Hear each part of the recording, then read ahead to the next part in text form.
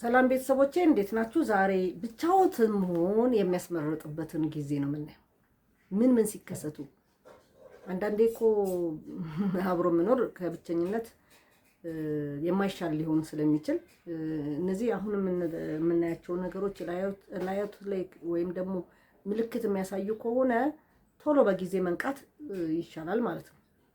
ቤተሰቦቼ ይህንን ፕሮግራም ላይክ፣ ሼር እንድታደርጉ ትጋብዛችኋለሁ። እነዚህ እንግዲህ ምልክቶች ላይ ወንድም ሆንክ ሴት ካስተዋልክ ያላጋር መሆን እንደሚሻል ማሰብ መቻል አለብህ ማለት ነው። ለምሳሌ ሁልጊዜ ድካም ወይም ጭንቀት የሚሰማ ከሆነ ግንኙነትን የሚያደክምና ደስታ የማይሰጥ ከሆነ ማቆም ነው ያለብን። ብዙ ጊዜ እንደዚህ አይነት ነገሮች ይከሰታሉ። ሰው መጣ ነገር መጣ የሚባለውም ነገር ያው በተረትም አለ። ግን ምንድነው እንደዚህ አይነት ነገር የሚከሰተው? ደስተኛ እንሆንም በተለያየ ግንኙነት ውስጥ በተለያየ ነገር ነው የምንገባው።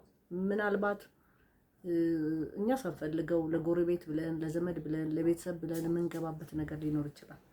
ሳናውቀው ደግሞ ተሸውደንም ሊሆን ይችላል። ብዙ ጊዜ አበሻ ከሚችለው ነገር መሸወድ ይችላል። ማስመሰል በጣም ነው የምንችለው። ስለዚህ ያልሆነውን ሆነን ብለን ያንን ሰው ሲስተም ውስጥ ካስገባነው በኋላ ከዛ እንቀየርበታለን ማለት ነው። ስለዚህ እነዚህ ነገሮች የሚሰማን ከሆነ ድካም የሚሰማን ደስታ የማይሰማን ከሆነ ያን ሰው ስናገኘው በጣም ጭንቀት እንደተሸከምነው ያህል የሚሰማን ከሆነ በቃ አስፈላጊ አይደለም፣ መለያየት ነው። ይሄ የልብ ትርታ ነው እየነገረን ያለው፣ የሆነ ወርኒንግ ነው እየሰጠን ያለ። ስለዚህ አስፈላጊ አይደለም ማለት ነው።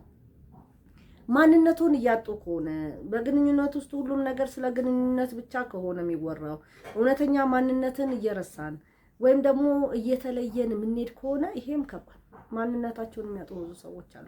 ምን ማለት ነው? ማንነት ማጣት ማለት ለዛ ሰው ብለን ያልሆነውን ነገር ስንሆን ማለት ነው።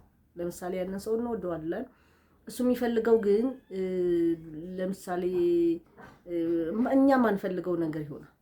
ስለዚህ የራሳችን ማንነት አለን፣ ለዛ ሰው ግን ብለን የምናደርገው ነገር ማንነታችንን እያጣን እንሄዳለን ማለት ነው። ስለዚህ እንዲህ አይነት ነገር ከሆነ ደግሞ ብዙ ጊዜ አለ። በጓደኝነት የሚከሰቱ እነዚህ ነገሮች ብዙ ናቸው፣ ማንነትን የሚያሳጡ ነገሮች ማለት ነው። ስለዚህ ለዛ ሰውዬ አስመስለን ነው የምንኖረው ማለት ነው። የሱ የሚፈልገውን ነገር መስለን ለመኖር ስንጥር ውጤቱ አያምርም። ከአጋራው ጋር ሆነው እንኳን ብቸኝነት የሚሰማ ከሆነ ከአጋራው ጋር አብረው እያሉ ብዙ ጊዜ በብቸኝነት እንደሚያሳልፉ ከተሰማሁት የሆነ ችግር አለ ማለት ነው። አለህ አጋር ወይም አለሽ አጋር፣ ግን ብቸኝነት ይሰማሻል። ከሱ ጋር አብረሽ ሆነሽ በቃ ባዶ እንዳለሽ የሚሰማሽ ከሆነ there is something ልብሽ እየነገርሽ ያለ ነገር ስላለ ተጠንቀቁ። ከሰላም ይልቅ አለመግባባት ጠብን የሚያበዛ ከሆነ ከመስማማት ይልቅ ሁልጊዜ የምንጣላ ከሆነ ግንኙነታችን ደግሞ ከጥቅም ይልቅ ጉዳቱ የሚያመዝን ከሆነ ብዙ ጊዜ ዩቲዩብ ላይ የሚሆን የምታዩት ነገር አለ። ሬድ ፍላጉን አልፌው እንደዚህ ሆንኩኝ፣ ያው ወይ የሆነ ደብድቧት ወይም ደግሞ ብዙ ችግር ገጥሟት በጣም ብዙ ይሄ ሬድ ፍላግ የምንለው ነገር አሁን ላይ እኮ የምናየው ሬድ ፍላጎች ናቸው። እነዚህ ነገሮች ከተሰሙ ቆም ብለህ አስብ። ከጥቅሙ ጉዳቱ ካመዘነ ከስምምነቱ ጸቡ ካመዘነ ምንድን ነው መቼ ነው የሚስተካከለው? እንግዲህ መንፈሳዊ ነገር ከሆነ የመንፈሳዊ ችግር ከሆነ በመንፈሳዊ ነገር መፍታት፣ ካልተፈታ ግን ብዙ መታገስ አስፈላጊ አይደለም። መነጋገር ከቻለ ተነጋግሮ መለያየቱ የሚያስፈልገው ማለት ነው። እነዚህ ምልክቶች ናቸው፣ ሳይኖች ናቸው። እነዚህን ሳይኖች ማስተካከል ካልቻለን ነገ ችግር ውስጥ እንገባለን ማለት ነው። እሴቶችን ወይም ወሰኖችን ችላ ማለታችን ከቀጠልን ማለት ድንበር የሚባል ነገር አለ። በጣም ብዙ ጊዜ ሴቶች ይታገሳሉ ለተለያየ ነገር ብለው ማለት ነው።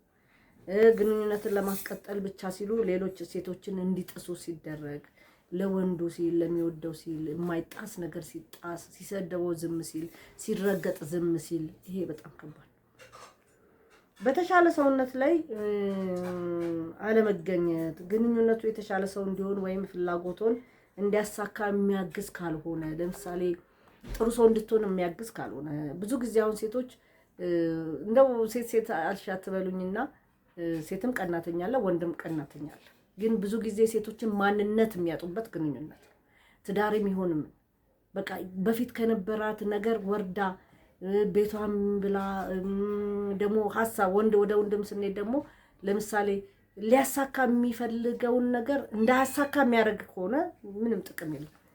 ምንም የሚያግዘው ለምሳሌ እኔ ላሳካው የምፈልገው ነገር የሚያግዘኝ ሰው መሆን መቻል አለበት ማለት ነው። ያን የሚያግዘኝ ሰው ካልሆነ ምን ጥቅም አለ?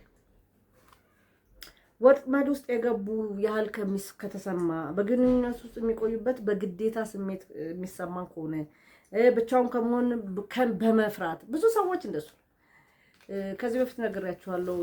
አንዲት ሰውን የምትቀያየር ሴት አሁን እንኳን ባለትዳር ናት። ለምንድን ነው ግን እንዲሆነው ያረግሽው ስላት እኔ ብቻዬን መሆን ስለምፈራ ወይም ደግሞ ብቻዬን መሆን ብቻ ሆኖ መቀጠል ይቻላል ብዬ ስላላሰብኩ የሚል ነገር። ብዙ ጊዜ ሰዎች ይፈራሉ ብቻ መሆን። አንዱ ሲሄድ አንዱን ያመጣሉ፣ አንዱ ሲሄድ አንዱን ያመጣሉ፣ አንዱ ሲሄድ አንዱ እንደዚሁ የማንም መጫወቻ ሆኖ የሚከረምበት ጊዜም አለ ማለት ነውና እነዚህ ሬድ ፍላጎች ናቸው። እነዚህ ስሜቶች ካሉ ራስን መመርመርና ነገ ከባድ ጥፋት ሳይመጣ መለያየት ወይም ደግሞ የሚስተካከሉ ነገር ካለ ማስተካከል ይሻላል ብዬ ነው ማስ አረ ምንድነው ግን ታያላችሁ ቪዲዮዬን ግን ፎሎ እና ላይክ አታረጉም? ለአዲስ ዓመት ቢያንስ 1000 ፎሎወር አድርሱት ሁላችሁም።